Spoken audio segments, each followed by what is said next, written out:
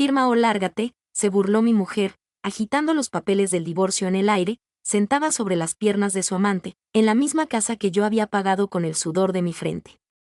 Sonreía con una malicia extraña, como si el simple acto de echarme a la calle fuera a destruirme por completo. Yo firmé. Pero a la mañana siguiente, fue su propio abogado quien le gritó por teléfono: ¿tienes idea de lo que acabas de hacer? Me alegra que estés aquí, al calor de este fuego. Quédate a mi lado, acompáñame hasta el final de esta historia y dime en los comentarios desde qué rincón del mundo me escuchas, para saber hasta dónde ha viajado mi voz en la noche. Soy Pablo. Tengo 62 años y, a mi edad, creía haber visto todo lo que la vida podía arrojarme a la cara. Qué equivocado estaba. La puerta principal de nuestra casa, esa casa en Coyoacán que yo llevaba 15 años pagando solo, estaba ligeramente entreabierta cuando estacioné mi camioneta aquel jueves por la noche. Había algo en el aire, una pesadez invisible. El auto de Raquel estaba ahí, pero también había un BMW negro, reluciente, que no reconocí. El estómago se me hizo un nudo mientras caminaba por el sendero de piedra. Mis botas de trabajo pesaban como si estuvieran hechas de plomo. El sonido me golpeó antes de que pudiera abrir por completo. Risas. La risa de Raquel, pero sonaba distinta. Más ligera, más despreocupada de lo que la había escuchado en años. Y luego, la voz de un hombre. Profunda, desconocida, murmurando algo que no alcancé a descifrar. Mi mano se congeló en la perilla de la puerta mientras la realidad me caía encima como un balde de agua helada. Empujé la madera lentamente, rogando a Dios estar equivocado, buscando desesperadamente en mi cabeza alguna explicación inocente. Pero ahí estaban. En mi sala. En mi sillón. Raquel estaba sentada sobre las piernas de aquel extraño como si ese fuera su lugar en el mundo, con los brazos enredados en su cuello, ambos riéndose de algo en la pantalla de un teléfono. Ni siquiera notaron mi presencia al principio.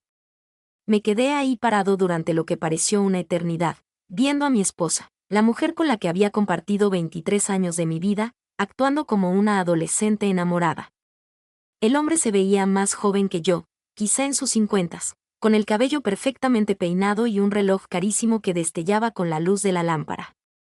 Esa misma lámpara que yo le había comprado a Raquel para su cumpleaños hacía 2 años. Cuando Raquel por fin levantó la vista y me vio, no saltó asustada. No se separó de él.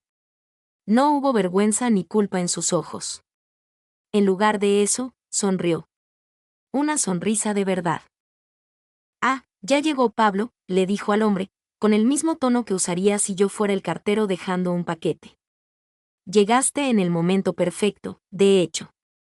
El extraño me barrió con la mirada, de arriba a abajo, con un desdén que no intentó ocultar. Se fijó en mi ropa de trabajo, en mis manos manchadas de pintura y yeso. Había pasado todo el día remodelando el baño de un cliente. Trabajo honrado, del que pagaba nuestras cuentas. Pero, por lo visto, Raquel había encontrado a alguien que lucía como si jamás hubiera ensuciado sus manos en toda su vida. Raquel, dije, y mi voz apenas fue un susurro áspero. ¿Qué está pasando aquí? Ella se levantó despacio, alisándose el vestido. Un vestido nuevo que yo nunca le había visto. Lo que pasa, Pablo, es que ya me cansé de fingir. Sentí una opresión brutal en el pecho. 23 años de matrimonio, y así es como terminaba todo. En nuestra sala, con un perfecto extraño mirando la escena como si fuera una obra de teatro. ¿Fingir qué? Pregunté, aunque muy en el fondo, mi alma ya sabía la respuesta. Fingir que soy feliz. Que este matrimonio significa algo para mí.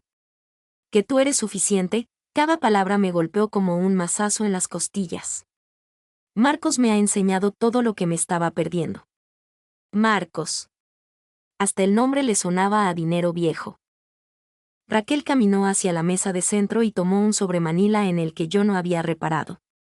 Me lo tendió con la misma indiferencia con la que me pasaría la sal en la mesa. Son los papeles del divorcio, dijo, sin que le temblara la voz. Necesito que los firmes esta misma noche. Me quedé mirando el sobre como si fuera una serpiente a punto de morder. Raquel, tenemos que hablar de esto. Quizá podamos arreglarlo. Ir a terapia, no sé. No hay nada que arreglar, me interrumpió, y su tono se volvió afilado como el cristal. Llevo años siendo infeliz, Pablo. Años. Lo que pasa es que nunca prestaste atención. Marcos soltó una risita burlona desde el sillón, y Raquel le sonrió como si compartieran un chiste privado. Esa crueldad tan casual, tan natural, hizo que me temblaran las manos. Firma los papeles, Pablo, continuó ella. Haz que esto sea fácil para los dos. Búscate un departamentito por ahí. Empieza de cero. Quizá encuentres a alguien más adecuado para tu situación. La forma en que escupió la palabra situación dejó muy claro que me consideraba poca cosa. Tal vez siempre lo había hecho y yo había estado demasiado ciego para notarlo. Abrí el sobre con los dedos torpes. Las hojas eran gruesas, llenas de sellos y de ese lenguaje legal que uno nunca termina de entender del todo. Pero entendí lo suficiente. Raquel quería la mitad de todo.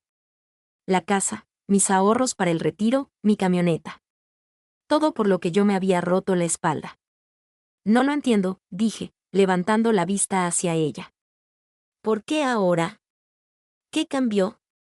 Raquel cruzó otra mirada cómplice con Marcos, y ambos se rieron. Lo que cambió es que conocí a un hombre de verdad, sentenció. Alguien que puede darme la vida que me merezco. Alguien que no llega a la casa con tierra en las uñas y pintura en el pelo. Marcos se puso de pie en ese momento y le pasó el brazo por la cintura a Raquel, un gesto territorial, marcando su propiedad. Nada personal, compadre, me dijo, con una voz destilando falsa lástima. A veces estas cosas simplemente cumplen su ciclo. Sentí que algo se quebraba muy dentro de mí. Y no era solo mi corazón, que ya llevaba meses agrietándose a medida que Raquel se volvía más fría y criticona. Era algo más profundo. Era mi esencia. Quizá era el hombre que había tenido 2 trabajos para pagar esta casa. El hombre que sorprendía a Raquel con viajes a Los Cabos y regalos caros incluso cuando el dinero no sobraba.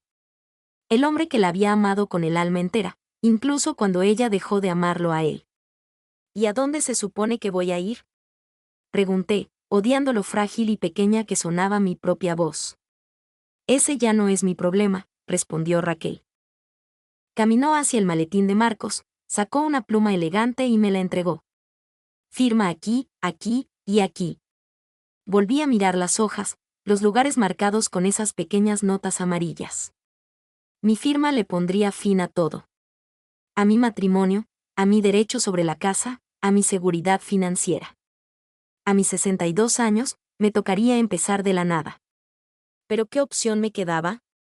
¿Pelear contra una mujer que claramente me despreciaba? ¿Enfrentarme a un divorcio largo y sucio cuando mi propia esposa estaba sentada en las piernas de otro hombre en mi cara? Tomé la pluma. La mano me temblaba con tanta violencia que apenas podía sostenerla, pero tracé mi nombre en cada línea. Pablo Herrero. Pablo Herrero. Pablo Herrero. Con cada trazo, sentía que estaba regalando un pedazo de mi alma. Raquel me arrebató los papeles antes de que la tinta terminara de secarse. Su rostro se iluminó con una alegría genuina, la primera que le veía en meses. Por fin, suspiró, aliviada. Marcos, ya está. Por fin podemos seguir adelante con nuestros planes. ¿Sus planes? Lo habían estado planeando. Esto no era un capricho del momento ni un romance repentino. Habían orquestado mi humillación, seguramente durante semanas o meses. Necesitaré un par de días para empacar mis cosas, dije en un susurro. De hecho, replicó Raquel, sin siquiera mirarme mientras acomodaba sus hojas, preferiría que te fueras para mañana en la noche. Marco se muda este fin de semana y sería muy incómodo tenerte aquí. Se muda este fin de semana. La traición era tan absoluta, tan despiadada, que sentí vértigo. Subí las escaleras hacia nuestra habitación, mi antigua habitación, y me senté en el borde de la cama que Raquel y yo habíamos compartido por más de 2 décadas. Abajo, podía escucharlo celebrar. Escuché el inconfundible sonido de una botella de champaña al abrirse. Estaban brindando por mi destrucción. Mientras estaba ahí sentado, envuelto en las sombras de la noche, mirando las fotos enmarcadas de nuestra vida juntos, fotos que pronto terminarían en la basura o serían reemplazadas por las de ella y Marcos. Sentí algo que no había experimentado en años. No era tristeza, aunque la tristeza estaba ahí, acechando. No era rabia, aunque el fuego ya empezaba a arder. Era claridad. Por primera vez en meses, quizá en años, lo veía todo con una nitidez absoluta. Y lo que vi, me hizo sonreír un poco en la oscuridad. A pesar de todo lo que acababa de pasar, Raquel no tenía la menor idea de lo que acababa de hacer. No dormí esa noche. ¿Cómo iba a hacerlo? Abajo, Raquel y Marcos se habían puesto cómodos en la que se suponía era mi casa. Sus voces y sus risas subían por las tablas del suelo como la banda sonora de mi propia derrota. De vez en cuando, escuchaba el tintineo de las copas, otro corcho saltando, más festejos sobre mis cenizas. Empaqué una sola maleta con lo esencial, moviéndome como un fantasma por el cuarto que había sido mío durante 15 años. Mis manos se movían en automático. Ropa, artículos de baño, un par de libros, mientras mi mente vagaba por recuerdos que jamás volvería a vivir entre esas paredes. La luz de la madrugada apenas empezaba a colarse por las cortinas cuando sonó mi teléfono. Eran las 7:30 de la mañana. La pantalla mostraba un número desconocido, pero un instinto extraño me obligó a contestar. ¿Hablo con el señor Pablo Herrero? La voz al otro lado sonaba alterada, casi al borde del pánico. Sí. ¿Quién habla? Soy el licenciado Diego Morales. Represento a Raquel Herrero en su proceso de divorcio. Señor Herrero, necesito hacerle una pregunta de vital importancia. ¿Qué fue exactamente lo que usted firmó anoche? El pánico en la voz del abogado me provocó un escalofrío en la espalda. Los papeles del divorcio. Los que Raquel me entregó. Hubo un silencio largo, larguísimo, seguido por el sonido frenético de hojas revolviéndose. Señor Herrero, necesito que me escuche con mucha atención. ¿Usted leyó todo lo que firmó? ¿Cada una de las páginas? Yo firmé donde ella me dijo que firmara. ¿Por qué? ¿Qué pasa? Otro silencio, aún más denso que el anterior. Cuando el licenciado Morales volvió a hablar, su voz había bajado hasta convertirse en un murmullo tenso. Señor Herrero, creo que necesita conseguirse su propio abogado. Inmediatamente. Y la llamada se cortó. Me quedé mirando el teléfono, con la confusión mezclándose con algo muy parecido a la esperanza. ¿Qué podía estar mal con los papeles del divorcio? Raquel se veía tan triunfante, tan segura de que se estaba quedando con todo lo que quería. Abajo, escuché movimiento. La voz de Raquel hablando en susurros con alguien. Marcos, seguramente. Luego, pasos apresurados y firmes subiendo la escalera. Raquel apareció en el marco de la puerta de la habitación, pero su rostro era muy distinto al de la noche anterior. La sonrisa arrogante se había esfumado, reemplazada por una sombra que se parecía mucho a la preocupación. Pablo, dijo, controlando cada sílaba. Tenemos que hablar. Creí que anoche nos habíamos dicho todo lo que teníamos que decirnos. Dio un paso dentro del cuarto, mirando de reojo mi maleta a medio hacer. Es sobre los papeles que firmaste. Solo quiero asegurarme de que entendiste todo. ¿Te refieres a los papeles donde te cedo la mitad de todo lo que he logrado con mi trabajo? Sí, esa parte me quedó bastante clara. Algo parpadeó en su mirada. Confusión. Tal vez miedo. ¿La mitad de qué, exactamente? Fue una pregunta tan absurda, tan fuera de lugar, que me giré para mirarla de frente. ¿La mitad de qué, Raquel? ¿De qué me estás hablando? De la mitad de todo lo que tenemos. La casa, los ahorros, mi cuenta para el retiro. Ella ya estaba negando con la cabeza antes de que yo terminara de hablar. Pero Pablo, ¿qué ahorros? ¿Qué cuenta para el retiro? Tú trabajas en la obra. Ganas decente, sí, pero tampoco es que seamos ricos. Ahora era mi turno de estar confundido. Raquel, ¿de dónde crees que sale para pagar todo esto? Señalé la habitación, con sus muebles de caoba y el ventanal que daba a nuestro jardín de diseño. ¿Con qué crees que se pagó tu camioneta nueva, tus tardes de compras en Polanco, el viaje a Europa del año pasado? Pues de tu trabajo, respondió, pero ahora su voz temblaba de incertidumbre. De tus contratos de construcción. Casi suelto una carcajada, pero no había nada de gracioso en esto. Raquel, yo gano 40,000 pesos al mes en la obra. Esta casa paga más que eso solamente de impuesto predial al año. El color abandonó su rostro por completo. Quedó blanca como el papel. ¿Qué estás diciendo? Antes de que pudiera responder, sonó el teléfono de ella. Miró la pantalla y palideció aún más. Es Diego, murmuró, más para sí misma que para mí. Contestó al segundo timbre. Diego, ¿qué está pasando? Te escuchabas muy alterado en la mañana. Incluso desde el otro lado del cuarto, podía escuchar los gritos agitados del abogado. Raquel separó el teléfono de su oreja y alcancé a captar fragmentos del desastre. Registro público de la propiedad, documentos de fideicomiso, nunca me dijiste, es una situación completamente diferente. Raquel se llevó la mano libre a la frente y empezó a negar lentamente. Diego, cálmate. ¿De qué fideicomiso me hablas? ¿Qué estás diciendo? Más palabras frenéticas desde el otro lado de la línea. Los ojos de Raquel buscaron los míos y, por primera vez desde que la conocía, vi pánico puro y duro en su mirada. Te marco al rato, dijo de golpe, y colgó. Nos quedamos mirándonos en un silencio sepulcral durante un largo minuto. Finalmente, ella rompió el hielo. Pablo, necesito que me expliques algo. Si de verdad solo ganas 40,000 pesos, ¿cómo es que nos damos esta vida? Me senté en el borde de la cama, sintiendo de pronto el peso de los años. Raquel, en 23 años de casados, nunca, ni una sola vez, me preguntaste por nuestras finanzas. Nunca te importó saber de dónde salía el dinero, siempre y cuando nunca dejara de fluir. Yo pensé que era tu trabajo. Tal vez algunas inversiones. Eran inversiones, sí.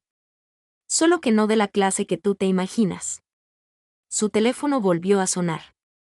Esta vez, el nombre en la pantalla era uno que yo conocía bien. Licenciado Bruno Treviño. El abogado de divorcios más caro y despiadado de toda la ciudad. Estaba claro que Raquel llevaba planeando este golpe mucho más tiempo del que yo sospechaba. Contestó de inmediato. Licenciado Treviño, gracias por regresarme la llamada. Necesito preguntarle algo. No pude escuchar lo que decía el abogado, pero vi cómo el rostro de Raquel se deformaba por la confusión y el terror con cada segundo que pasaba. No, él trabaja en la construcción, decía ella, tartamudeando. Es un hombre normal, un trabajador. ¿A qué se refiere con el fideicomiso Herrero? ¿Cuál fideicomiso Herrero? Mi propio teléfono vibró con un mensaje de texto. Lo miré de reojo y sentí un calor familiar en el pecho, algo que no sentía desde hacía meses. Asterisco Pablo, el papeleo ya pasó. Todo está en marcha. Espero que estés listo. Tío Guillermo. Asterisco. Borré el mensaje rápidamente, pero Raquel alcanzó a notar mi movimiento. ¿Quién era? Exigió saber, colgándole al pobre licenciado Treviño a mitad de una frase. Nadie importante. Pero mi teléfono volvió a sonar. Esta vez era un número de la capital. Señor Herrero, soy la licenciada Jimena Valdés, de Valdés, Peón y Asociados. Tengo entendido que hay que darle mis felicitaciones. Raquel me miraba fijamente, con la boca entreabierta. Mantuve mi tono de voz completamente neutral. Gracias, Jimena. Sí, todo salió exactamente como lo planeamos. Excelente. Los protocolos de transferencia ya están en marcha. ¿Lo esperamos en nuestras oficinas la próxima semana para las reuniones de transición? Yo les aviso. Colgué el teléfono y miré a Raquel. Parecía que se le había olvidado cómo respirar. Pablo, dijo, arrastrando las palabras. ¿Qué demonios está pasando? Mi teléfono vibró una vez más. Otro texto. Este era el que más esperaba. Asterisco vi las noticias del divorcio. Es hora de volver a casa, sobrino. Tu verdadera vida te está esperando. Tía Margarita. Asterisco. No pude evitar sonreír al leerlo. Después de tantos años de fingir ser alguien que no era, de ocultar mi verdadera piel para proteger a Raquel de un mundo que ella no sabría manejar, por fin había terminado.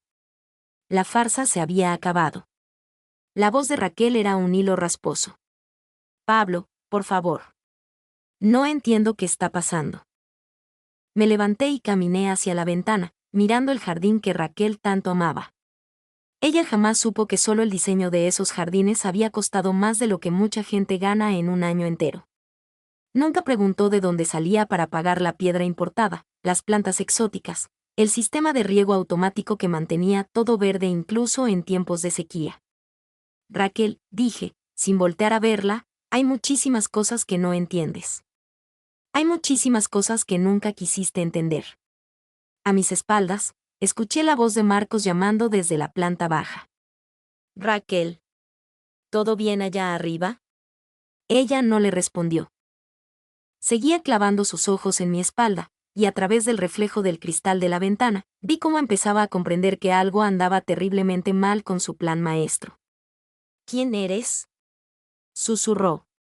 Entonces me di la vuelta, y por primera vez en años, dejé que viera al hombre que realmente tenía enfrente. No al humilde contratista con el que se había casado. No al hombre sencillo del que se había aburrido. Sino a la persona que le había ocultado durante más de 2 décadas. Raquel, dije, con una calma sepulcral. No tienes ni la más remota idea de lo que acabas de firmar. A Raquel le fallaron las piernas. Cayó sentada de golpe sobre el colchón, mirándome como si me hubiera salido una segunda cabeza. Marco seguía gritando desde abajo, cada vez más impaciente, pero ella parecía haber olvidado que el hombre existía. No lo entiendo, murmuró, sacudiendo la cabeza. Pablo, me estás asustando. Solo dime qué está pasando. Caminé hacia la cómoda, abrí el último cajón y aparté las camisetas viejas que guardaba ahí. Debajo, descansaba un folder manila que recé por nunca tener que abrir frente a ella. Pero Raquel había tomado su decisión anoche, y ahora nos tocaba a ambos vivir con las consecuencias. ¿Te acuerdas de cuando vinimos a ver esta casa por primera vez?, le pregunté, sacando la carpeta. Te enamoraste de inmediato.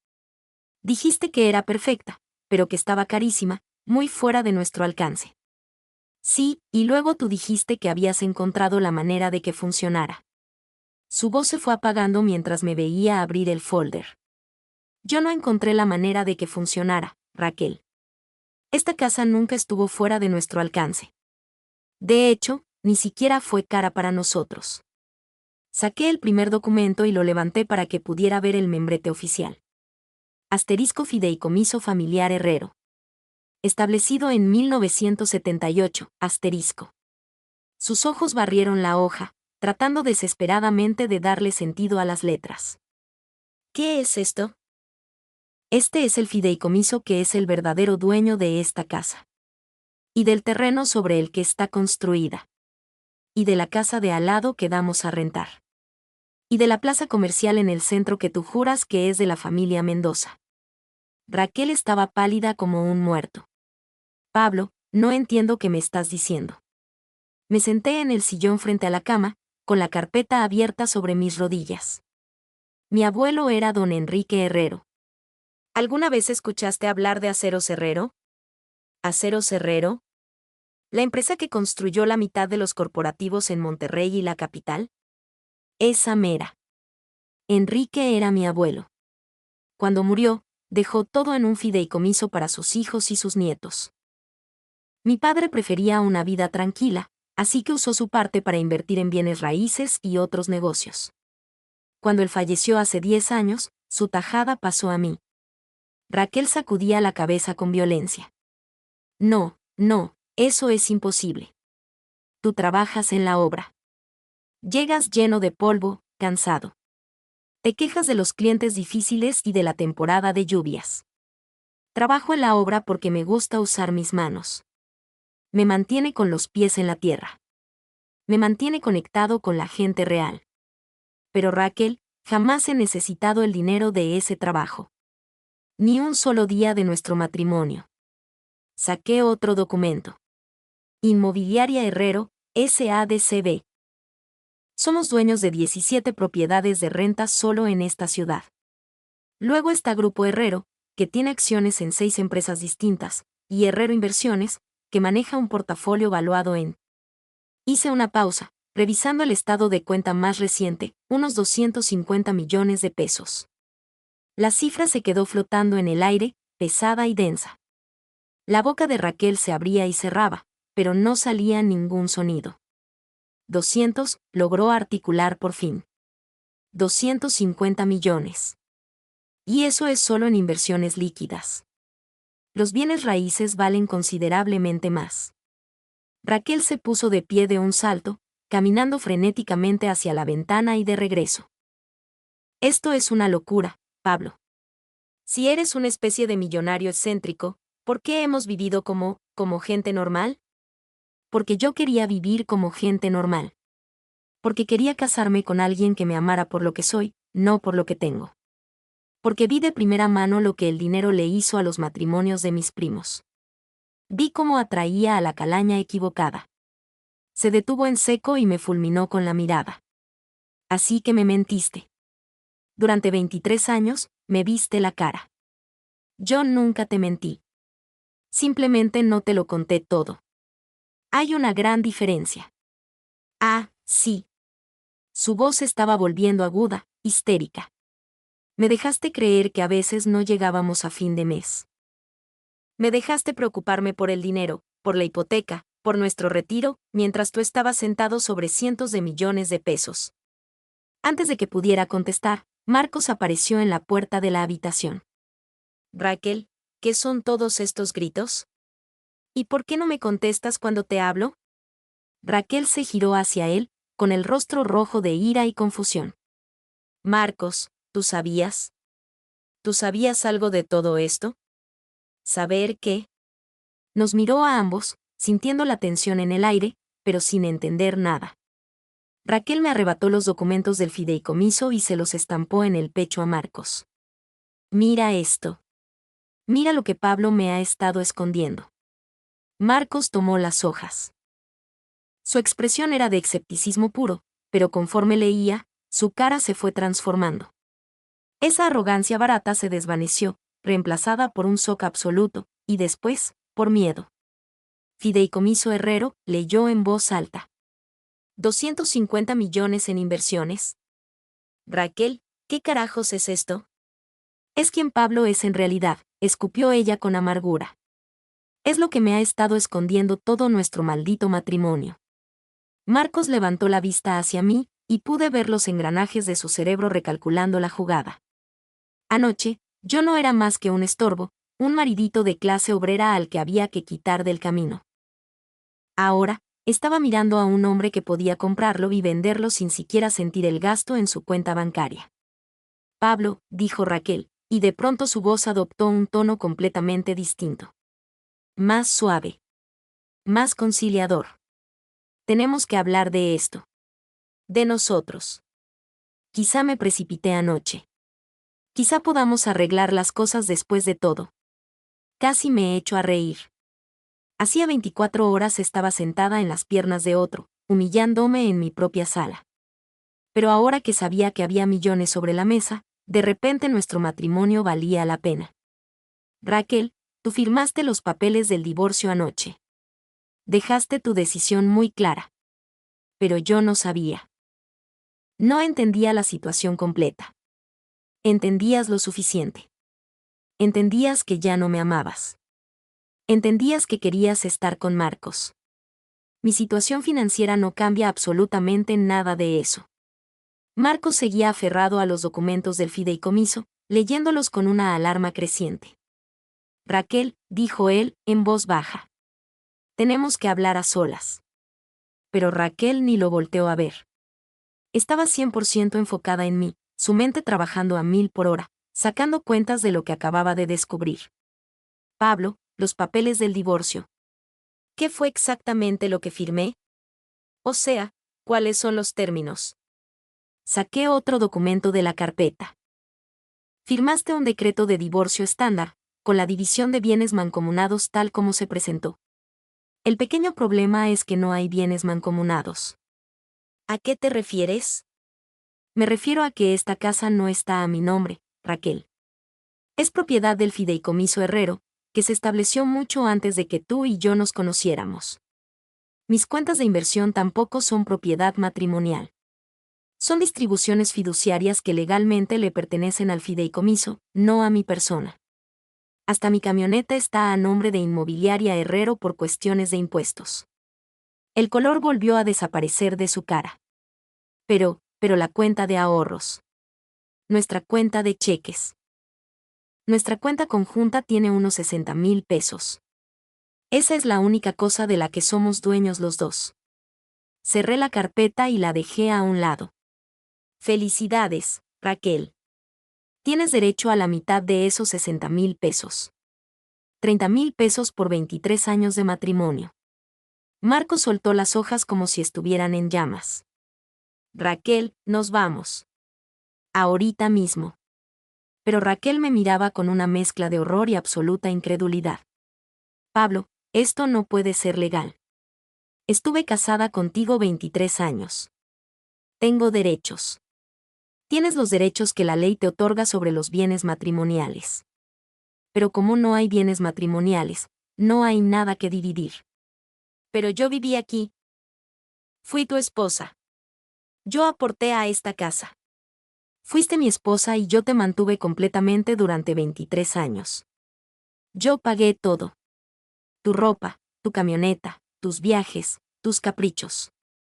Pero legalmente, jamás tuviste derecho a propiedades que, para empezar, nunca fueron mías.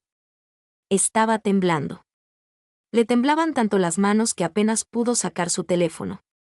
Le voy a marcar a Diego. Esto no puede estar bien. Tiene que haber alguna manera. Raquel, le dije con voz suave. Diego ya lo sabe. Por eso estaba vuelto loco de pánico esta mañana. Por eso te dijo que te consiguieras otro abogado. Ya se dio cuenta de que metió una demanda de divorcio basándose en información que era completamente falsa. Marcos la agarró del brazo con fuerza. Nos vamos ya. Pero ella se zafó de un jalón. No. Pablo, podemos arreglar esto. Rompamos esos papeles. Hagamos como que anoche nunca pasó.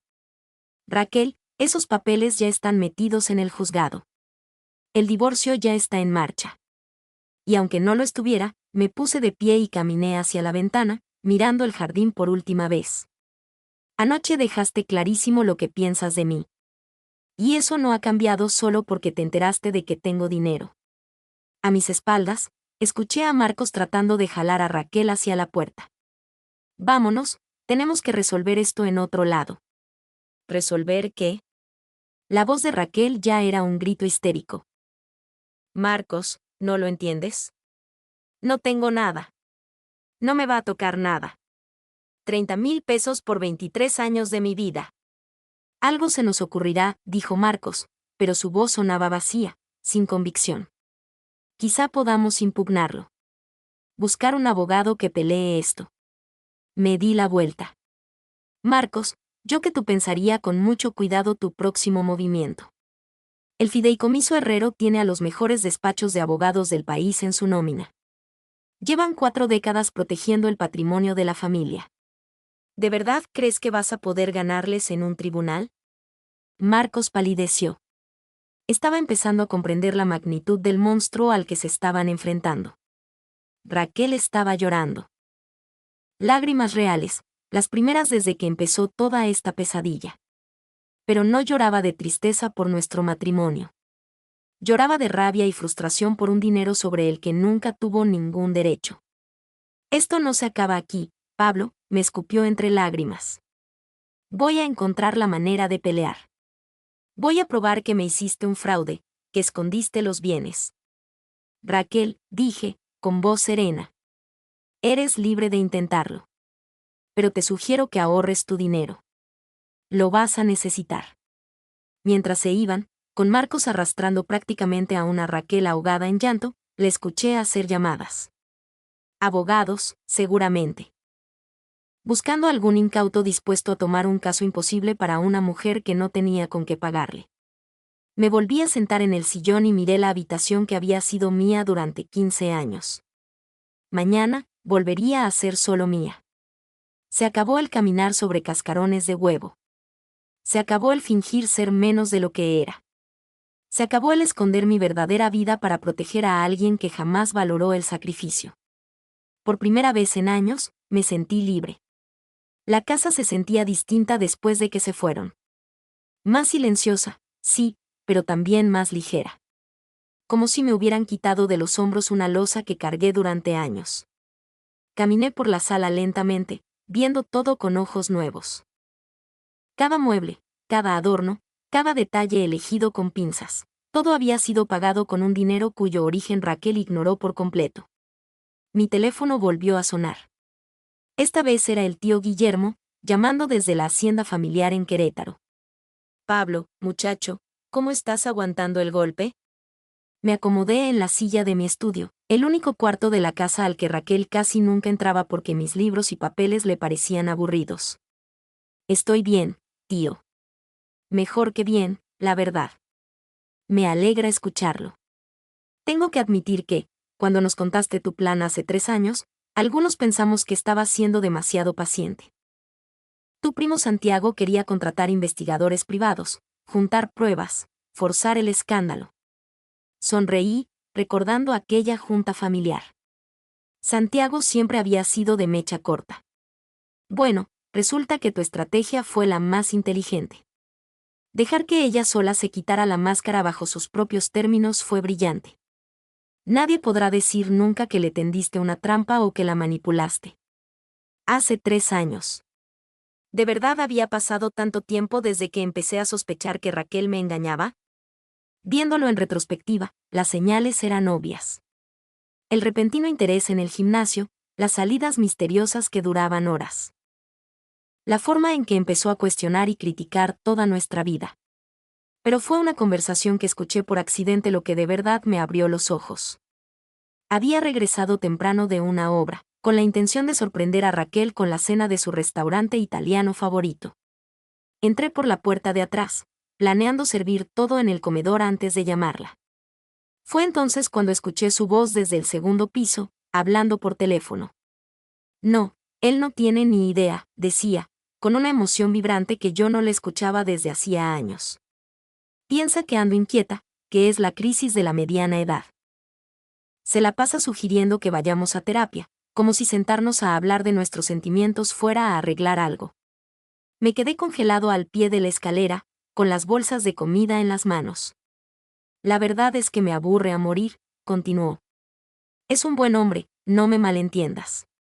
Es cumplidor, estable, trabajador. Pero, por Dios, es tan ordinario. Tan predecible. Todos los días es lo mismo, trabajo, cena, televisión, a dormir. Siento que me estoy muriendo de aburrimiento. Hubo una pausa mientras la otra persona respondía. Lo sé. Lo sé. Y tienes razón con lo de la casa. Siempre ha sido muy raro con el dinero, como si le diera pánico gastarlo. Podríamos darnos una vida mucho mejor, pero actúa como si cada peso fuera sagrado. A veces pienso que simplemente es un tacaño. Otra pausa. Bueno, por eso no lo he dejado todavía. O sea, tenemos una vida bonita. La casa está preciosa. Puedo comprarme casi lo que quiera. Hacemos viajes agradables. Pero yo quiero más que agradable. Quiero emoción. Quiero pasión. Quiero volver a sentirme viva.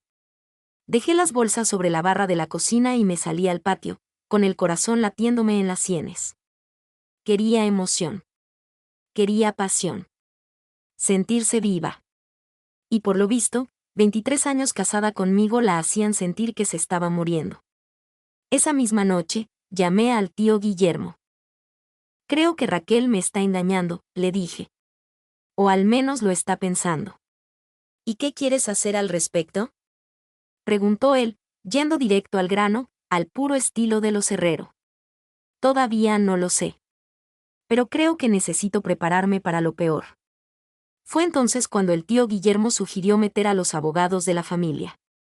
No para espiarla ni armar un caso en su contra, sino para asegurar que, si el matrimonio se iba a pique, terminara en términos que protegieran el patrimonio de la familia. El fideicomiso tiene cláusulas exactas para este tipo de situaciones, me explicó. Tu abuelo no era ningún ingenuo con la naturaleza humana. Sabía que algún día, alguien de la familia se casaría con una persona que resultaría ser un problema. Los abogados fueron discretos pero implacables. Revisaron cada documento, cada cuenta, cada metro cuadrado de propiedad. La conclusión fue tan simple como devastadora. Legalmente, Raquel no tenía ningún derecho sobre la fortuna de los Herrero. La estructura legal que había blindado los bienes de la familia durante décadas la mantendría a raya también a ella. Pero yo no quería acabar con mi matrimonio basándome en sospechas y llamadas a escondidas. Conservaba la esperanza de que Raquel solo estuviera atravesando una racha difícil, que pudiéramos superar juntos lo que fuera que la hacía tan infeliz. Así que esperé. Observé. E intenté ser un mejor esposo. La sorprendí con viajes de fin de semana a los lugares que ella mencionaba. Le compré joyas, flores, cenas carísimas. Hasta le propuse renovar nuestros votos matrimoniales, pensando que si nos reconectábamos con el motivo por el que nos enamoramos en primer lugar, encontraríamos el camino de regreso. Raquel aceptaba todo con una sonrisa diplomática. Pero la distancia entre nosotros solo se hizo más grande. Las llamadas misteriosas continuaron. Aprendí a reconocer el tono de voz que usaba cuando hablaba con su amiga. Las salidas de compras se volvieron más frecuentes. Empezó a hacer ejercicio de forma obsesiva, compró ropa nueva, experimentó con peinados y maquillajes distintos. Era como ver a mi esposa transformarse lentamente en una desconocida. La confirmación final llegó hace 6 meses. Contraté a un investigador privado. No porque quisiera agarrarla con las manos en la masa, sino porque necesitaba saber con absoluta certeza a qué me enfrentaba. Las fotos que me entregó no eran gráficas ni morbosas. Solo era Raquel tomando café con un hombre que no conocía. Tomados de la mano sobre la mesa. Raquel dándole un beso de despedida afuera de un hotel.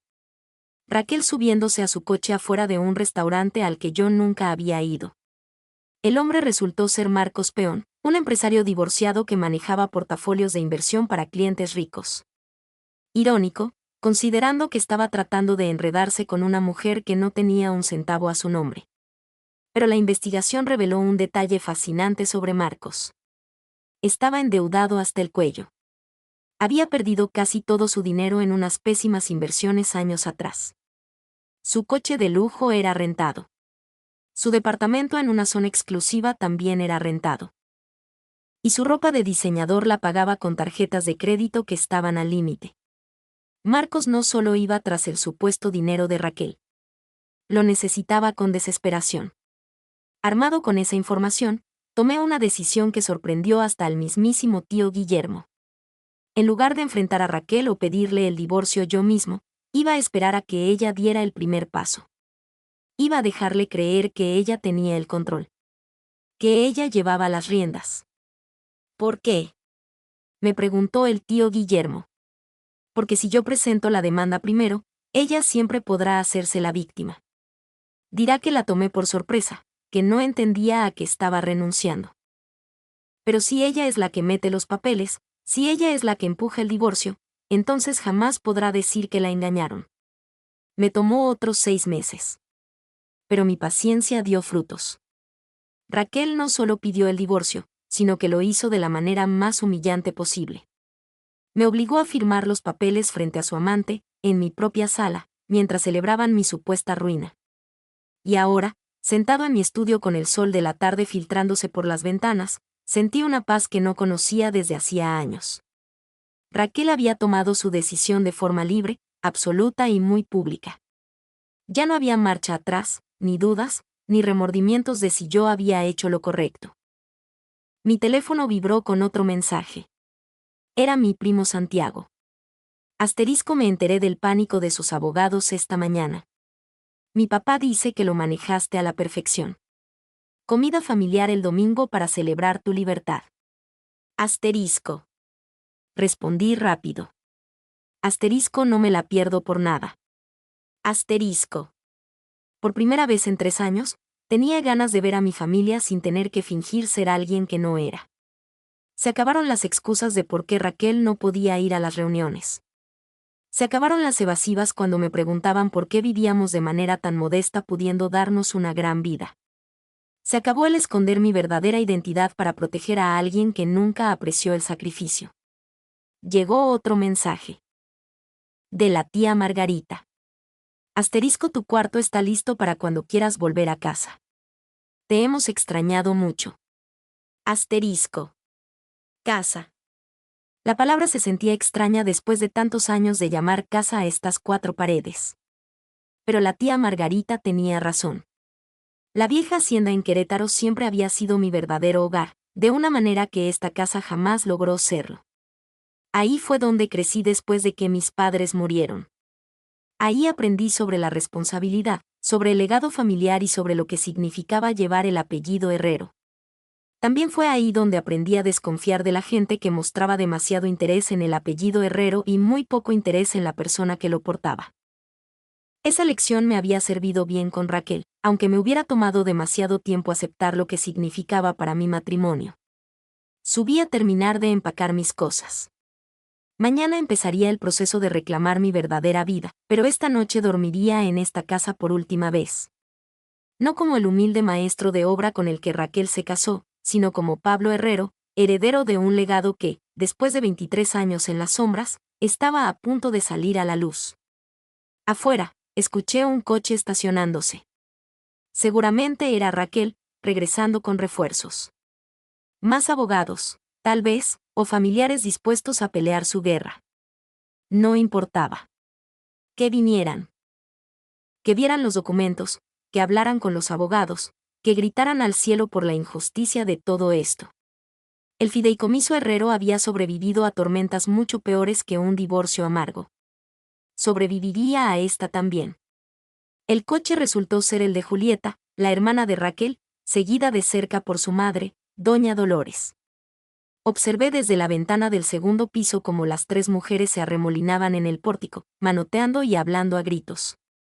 Cada pocos minutos, alguna de ellas señalaba hacia la casa, y hasta desde acá arriba podía ver la rabia y la incredulidad en sus caras. Mi teléfono no había dejado de sonar en las últimas 2 horas. La familia de Raquel, amigos que habían escuchado pedazos del chisme, hasta un par de vecinos que notaron el alboroto. Dejé de contestar a la 5ª llamada, mandando todo al buzón de voz. Los mensajes se volvían más frenéticos a medida que corría la voz de la desgracia de Raquel. Pablo, soy Julieta. Me marcas inmediatamente. Tenemos que hablar de lo que le estás haciendo a mi hermana. Pablo, habla tu suegra, doña Dolores. No sé a qué jueguitos estás jugando, pero no puedes tratar así a Raquel.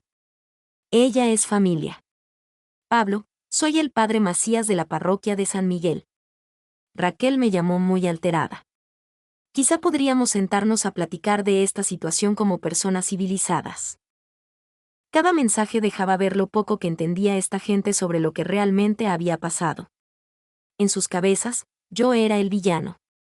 El marido resentido que usaba un truco legal para castigar a su esposa por querer el divorcio. Ninguno de ellos parecía procesar que Raquel había cavado su propia tumba. Unos golpes violentos en la puerta principal interrumpieron mis pensamientos. Al asomarme, vi a Marcos parado en el escalón, con la cara roja de furia. Raquel estaba a su lado, pero se veía distinta, como encogida, desinflada. La mujer altiva que me exigió firmar los papeles hace 24 horas había sido reemplazada por alguien que tenía auténtico terror. Bajé las escaleras y abrí la puerta, pero dejé puesta la cadena de seguridad, abriendo solo un par de centímetros. Tenemos que hablar, soltó Marcos de inmediato, con la mandíbula tensa. No creo que tengamos nada que discutir. Por supuesto que sí. Tú manipulaste toda esta maldita situación.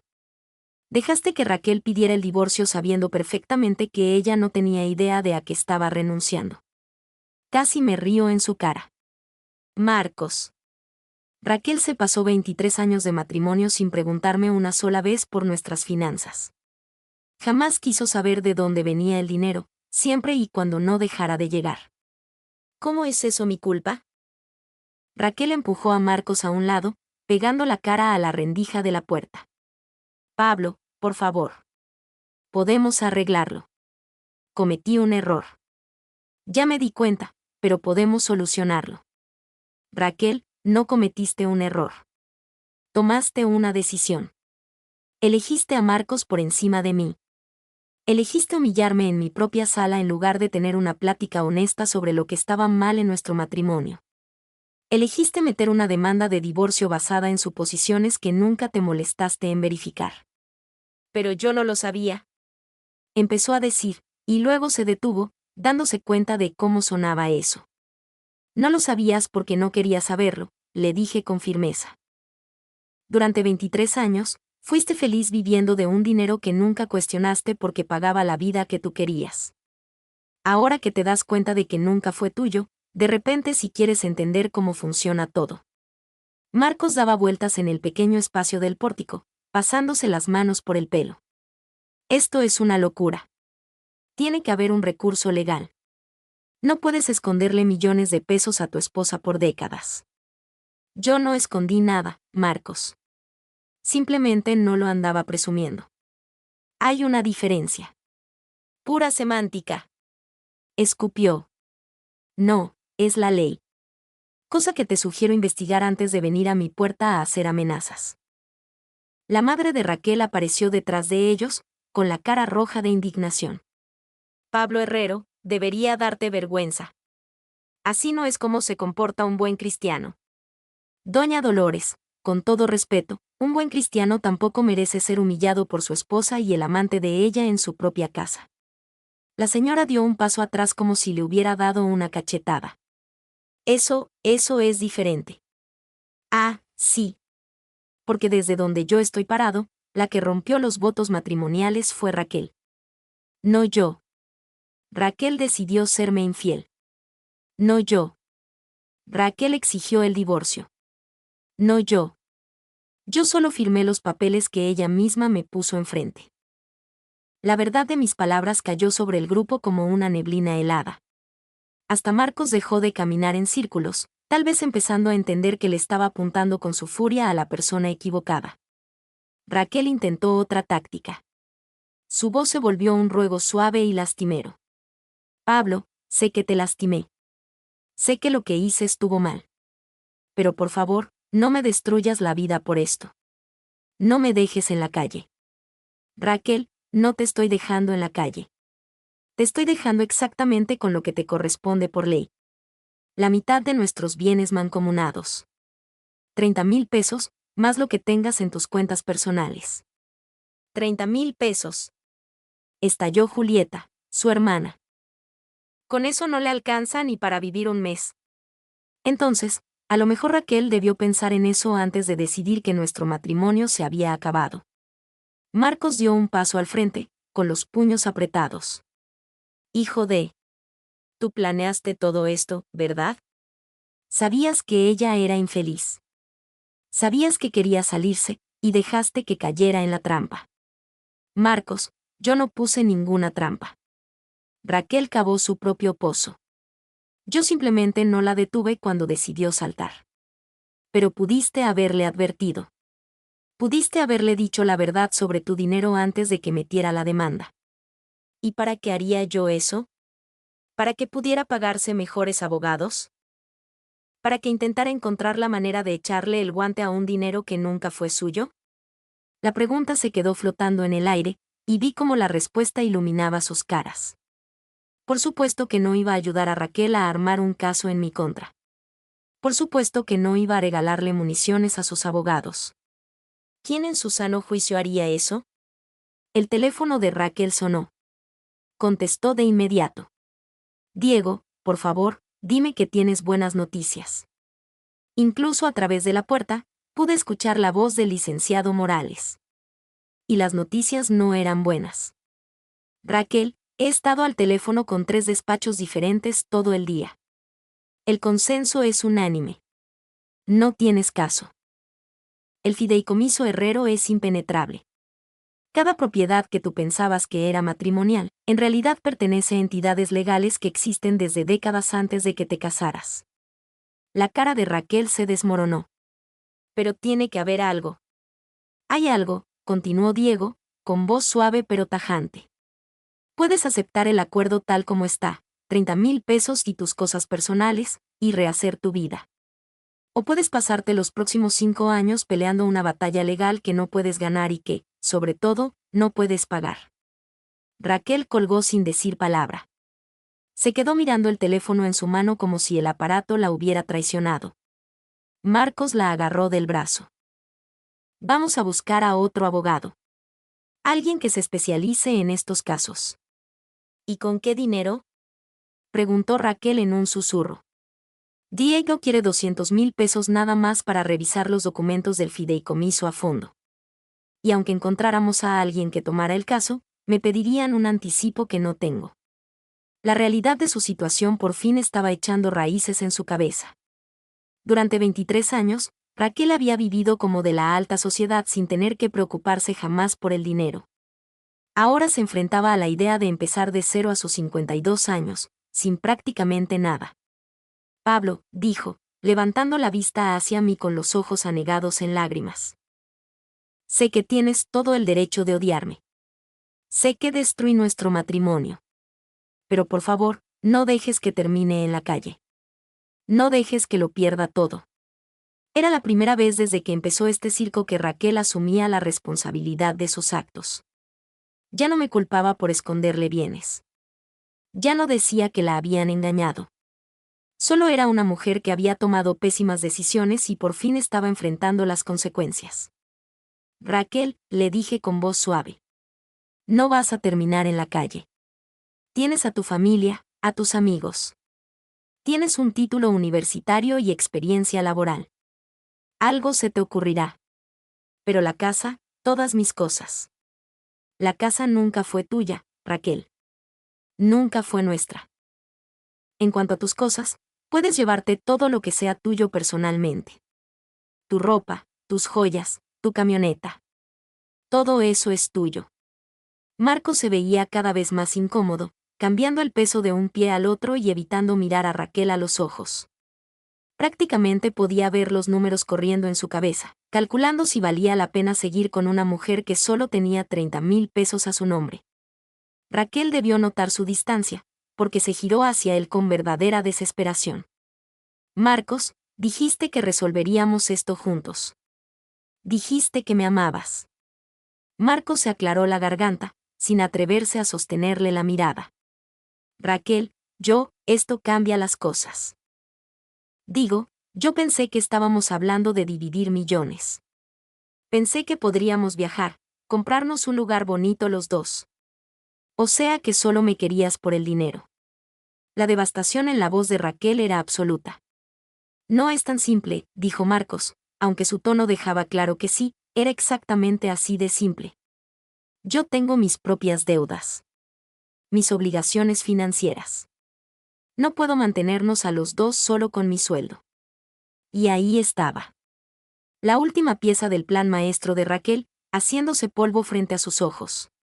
No solo estaba perdiendo la seguridad financiera que daba por sentada, sino que también estaba perdiendo al hombre por el que había tirado su matrimonio a la basura. Me tengo que ir, dijo Marcos de pronto. Necesito pensar en todo esto. Dio media vuelta y caminó hacia su coche sin decir una palabra más, dejando a Raquel parada en el pórtico con su familia, viendo cómo su supuesto príncipe azul desaparecía calle abajo. Obekao le fallaron las rodillas, y Julieta tuvo que sostenerla para que no cayera al suelo. Por primera vez desde que la conocí, Raquel se veía genuinamente rota. No enojada, no a la defensiva, no buscando una salida. Rota. Pablo, dijo doña Dolores, con una voz mucho más apagada. Ya aprendió la lección. Seguramente con esto es suficiente. Miré a Raquel, sollozando en los brazos de su hermana, y no sentí nada. Ni satisfacción, ni sed de venganza, ni lástima. Solo un vacío profundo y definitivo. Doña Dolores, dije. Raquel tiene 3 días para sacar sus cosas personales. Después de eso, Voy a cambiar las cerraduras. Cerré la puerta y volví a subir las escaleras, dejándolas ahí para que descubrieran qué hacer con su vida. A través de la ventana, vi cómo ayudaban a Raquel a subirse al coche de Julieta, con el cuerpo entero sacudido por el llanto. Para mañana, el chisme habría corrido por todo su círculo social. Algunos se pondrían del lado de Raquel, pintándome como el monstruo que abandonó a su esposa cuando más lo necesitaba. Otros verían la verdad, que Raquel cavó su propia tumba por culpa de su avaricia y su traición. Pero sus opiniones ya no me importaban. Lo único que me importaba era que por fin era libre. Libre de dejar de fingir. Libre para recuperar la vida que había puesto en pausa durante más de 2 décadas. En 3 días, cuando Raquel se hubiera ido y las chapas fueran nuevas, yo empacaría mis verdaderas pertenencias y dejaría esta casa para siempre. La familia Herrero tenía otras propiedades. Mejores propiedades. Lugares donde podría empezar de nuevo sin los fantasmas de un matrimonio que debió haber terminado hace años. Por primera vez en muchísimo tiempo, el futuro brillaba con fuerza. 6 meses después, estaba de pie en la terraza de la hacienda familiar en Querétaro, viendo el atardecer caer sobre los jardines que mi bisabuelo había plantado hace casi un siglo. La vista se extendía por kilómetros sobre colinas salpicadas de viejos encinos, cuyas hojas apenas empezaban a teñirse con los rojos y naranjas del otoño. Se sentía como volver a casa después de un viaje larguísimo y agotador. La transición había sido más suave de lo que imaginé. Raquel sacó sus cosas dentro del plazo de los 3 días, aunque necesitó a toda su familia para ayudarle. Yo los observé desde la ventana del segundo piso mientras cargaban su ropa, sus joyas y sus cosas personales en la camioneta de Julieta y en un camión de mudanza rentado. Se llevó su coche, por supuesto, un BMW de hace 3 años que legalmente estaba a su nombre porque se lo di como regalo de aniversario. Pero lo que dejó atrás contaba su propia historia. Las obras de arte carísimas que yo había comprado con los años, los muebles de diseñador, los libros de colección, la cava de vinos. Todas las cosas que hacían que la casa se sintiera lujosa, pero que Raquel jamás supo apreciar. Se llevó lo que tenía un valor de reventa obvio para ella y dejó lo demás. Probablemente sin entender que algunas de las cosas que despreció valían más que su coche. Pero ese era el patrón de Raquel, ¿no? Tomar lo que parecía valioso por encima y perderse el verdadero tesoro que había debajo. La casa se vendió rápido. Oficialmente, Inmobiliaria Herrero se la vendió a una familia joven que supo apreciar su historia y su arquitectura. El dinero regresó al fideicomiso, donde se unió al resto de la fortuna de los Herrero, acumulada a lo largo de 4 generaciones de manejo impecable. Extraoficialmente, me dio gusto que quedara en manos de gente que la amaría como se merecía. Me enteré de la situación de Raquel a través de amigos en común. No por cariño, sino por simple curiosidad humana. La historia era más o menos lo que esperaba. Se fue a vivir con Julieta un tiempo, y luego rentó un departamentito al otro lado de la ciudad cuando la convivencia se volvió insoportable. Consiguió trabajo en una inmobiliaria, usando las habilidades de venta que desarrolló organizando eventos de caridad. Marcos desapareció de su vida a las 2 semanas de que salió la sentencia de divorcio. Quedó claro que su interés en Raquel dependía enteramente de su supuesto acceso a mi chequera. Cuando eso se esfumó, él también. Según me contó Julieta, que se topó a mi primo Santiago en un café, Raquel estaba batallando, pero ahí la llevaba. Tuvo que ajustarse a una vida muy distinta, comprando en tiendas de descuento en lugar de boutiques de lujo, comiendo en fondas y cadenas en lugar de los restaurantes exclusivos a los que estaba acostumbrada. Pero estaba trabajando, pagando sus propias cuentas y, poco a poco, construyendo una vida independiente. A veces pregunta por ti, me dijo Santiago en nuestra última llamada. Julieta dice que se pregunta si eres feliz. ¿Y qué le dijiste? La verdad. Que te ves más feliz de lo que te he visto en 20 años. Y era cierto. Vivir en la hacienda se sentía como quitarme un disfraz que llevé puesto tanto tiempo que casi olvidaba que no era mi piel. Aquí no tenía que fingir que me preocupaba el dinero, ni esconder mi educación, ni minimizar mis intereses. Podía ser Pablo Herrero. No el Pablo contratista que de milagro ganaba para pagar una casa bonita en Coyoacán. La familia me recibió con los brazos abiertos, y sin un solo te lo dije. Todos sabían que mi matrimonio con Raquel era una bomba de tiempo, pero respetaron mi decisión de intentar salvarlo. Ahora que había terminado, simplemente estaban felices de tenerme de vuelta. Pablo, la voz de la tía Margarita sonó a mis espaldas. La cena está lista. Me giré y la vi en el marco de la puerta de la terraza, elegante como siempre con su vestido sencillo pero finísimo. A sus 78 años, seguía siendo la matriarca no oficial de los Herrero. La mujer que me crió cuando mis padres murieron y que me enseñó los valores que, a la larga, me salvaron de cometer un error aún peor con Raquel. Ya voy, dije, dándole un último vistazo al atardecer.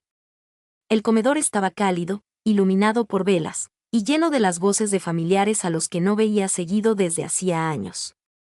Estaba el tío Guillermo con su esposa Carolina, su hijo Santiago y su familia, la prima Patricia con su esposo y su hija adolescente.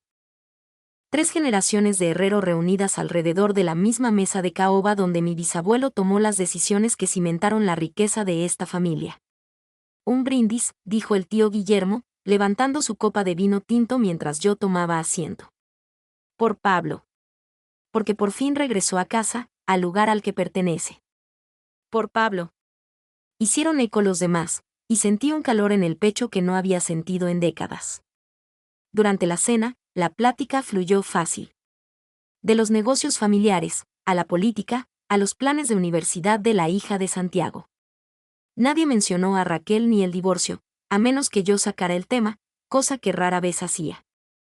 Ese capítulo de mi vida estaba cerrado con candado, y todos entendían que yo prefería dejarlo así. Después de cenar, la tía Margarita y yo caminamos por los pasillos de la hacienda, pasando junto a los retratos al óleo de nuestros ancestros y muebles que llevaban en la familia desde la Revolución. Terminamos en la biblioteca, donde los libreros del piso al techo guardaban primeras ediciones y documentos familiares que databan de los 1800. Hay algo que quiero enseñarte, me dijo, caminando hacia un escritorio antiguo cerca del ventanal. Abrió el cajón de abajo y sacó un diario forrado en cuero que yo nunca había visto. Esto era de tu bisabuelo, me lo entregó en las manos. Empezó a escribir en él cuando tenía más o menos tu edad. Después de que hizo su primer dinero en serio con el acero en Monterrey. Abrí el diario con cuidado, leyendo la caligrafía deslavada en páginas que tenían más de 70 años. La lección más importante que he aprendido, leí en voz alta, es que el dinero revela el carácter, no lo construye. Quienes te aman por ti mismo, te seguirán amando tengas o no tengas un peso. Quienes te aman por tu dinero, te abandonarán en el instante en que se den cuenta de que el dinero viene con condiciones que no están dispuestos a aceptar. Levanté la vista hacia la tía Margarita, que sonreía con ternura. Escribió eso después de que su primera esposa lo abandonara, me explicó. Se casó con ella cuando apenas iba empezando, cuando los dos eran jóvenes y pobres. Pero conforme la fortuna creció, ella cambió.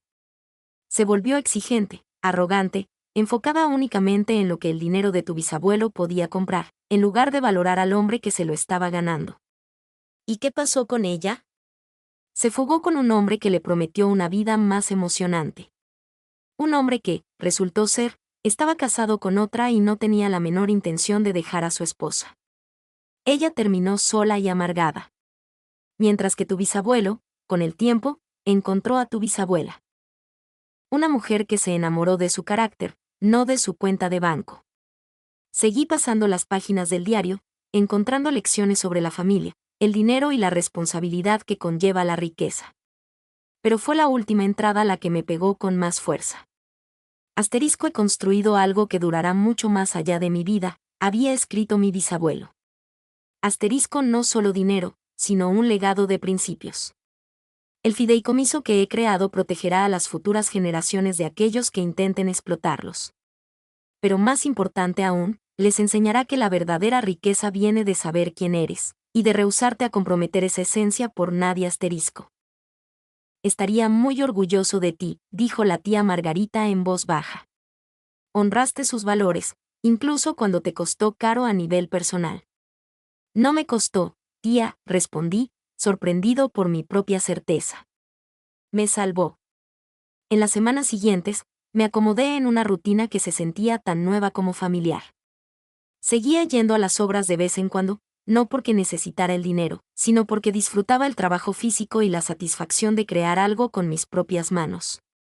Pero ahora, trabajaba en proyectos que yo elegía, para gente que me caía bien, sin la presión de mantener un estilo de vida que nunca fue realmente mío. También empecé a tomar un rol más activo en los negocios de la familia. El fideicomiso Herrero no era solo una bóveda llena de dinero, era una maquinaria viva que requería administración cuidadosa y estrategia. El tío Guillermo ya estaba grande y llevaba tiempo buscando a alguien que poco a poco tomara las riendas. Tienes muy buen instinto, me dijo durante una de nuestras juntas semanales.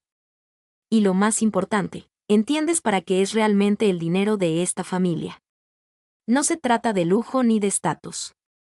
Se trata de seguridad, de independencia, y de la libertad para tomar decisiones basadas en tus valores, y no en tus circunstancias. 3 meses después de regresar a la hacienda, conocí a Catalina. Era la bibliotecaria de la Sociedad Histórica Local. Una mujer de 50 y tantos años, con mechones plateados en el cabello y unos ojos brillantísimos, que sabía más sobre la historia de la región que cualquier otra persona que yo hubiera conocido. Empezamos a platicar un día que fui a investigar sobre unos viejos contratos de mi bisabuelo. Esa plática se convirtió en una cena. Luego en otra cena. Y luego en visitas constantes que ya no tenían nada que ver con la historia. Catalina sabía perfectamente quién era yo. Es imposible vivir en esta zona sin conocer a la familia Herrero. Pero me trataba como a cualquier otra persona que le parecía interesante.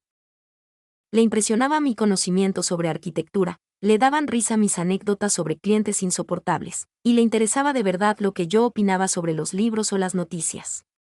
Y lo más importante, mi dinero no la impresionaba en lo absoluto. Gano unos 40,000 pesos al mes, me dijo con total naturalidad durante nuestra cuarta cita.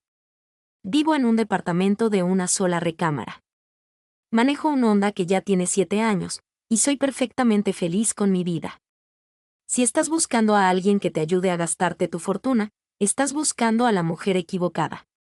Me eché a reír, recordando lo que escribió mi bisabuelo en su diario sobre cómo el dinero revela a las personas. Catalina, le dije, me pasé 23 años con alguien que estaba muy interesada en ayudarme a gastar mi dinero. Ahora estoy buscando a alguien que esté interesada en mí. Ese fue el principio de algo que no experimentaba desde que era joven. Una relación basada en compatibilidad genuina y respeto mutuo, no en conveniencia financiera o expectativas sociales. Ahora, de pie en la terraza, viendo un atardecer más, pensé en lo mucho que había cambiado mi vida. Tenía 62 años, pero me sentía más joven que en las últimas 2 décadas. Tenía una seguridad financiera que iba mucho más allá de los números en una cuenta bancaria. Tenía la seguridad de saber quién era y qué valoraba en esta vida. Y, por primera vez en 23 años, era genuinamente feliz. Mi teléfono vibró. Un mensaje de Catalina. *cena mañana. Encontré un restaurante nuevo que se ve horrible por fuera, pero dicen que la comida es espectacular. *. Respondí con una sonrisa. *perfecto. Paso por ti a las 7. *. Mientras caminaba de regreso al interior de la casa, pasando junto a los retratos de mis abuelos y cruzando habitaciones llenas de historia, pensé en la lección que mi bisabuelo plasmó en tinta hace tantos años. Tenía toda la razón. El dinero revela el carácter, no lo construye. El carácter de Raquel se reveló en su creencia de que tenía derecho a una fortuna que jamás se ganó. El carácter de Marco se reveló cuando abandonó a Raquel en el segundo que supo que no había un peso de por medio. Pero mi propio carácter también había salido a la luz. Aprendí que era capaz de tener paciencia, de pensar con estrategia, de proteger lo que más importaba, incluso cuando me rompía el alma. Aprendí que podía sobrevivir a la traición y a la humillación, y salir del otro lado siendo un hombre más fuerte. Y lo más importante, aprendí que la riqueza que mi familia había construido generación tras generación no se trataba solo de dinero. Se trataba de la libertad de ser fiel a uno mismo, sin importar lo que el mundo esperara o exigiera. Esa libertad, me di cuenta, valía más que cualquier cosa que Raquel hubiera podido quitarme. Por primera vez en más de 20 años, estaba exactamente donde pertenecía. con gente que me valoraba por quien realmente era. Y ese, mucho más que cualquier cantidad de millones, era el verdadero tesoro que yo había estado protegiendo todo este tiempo.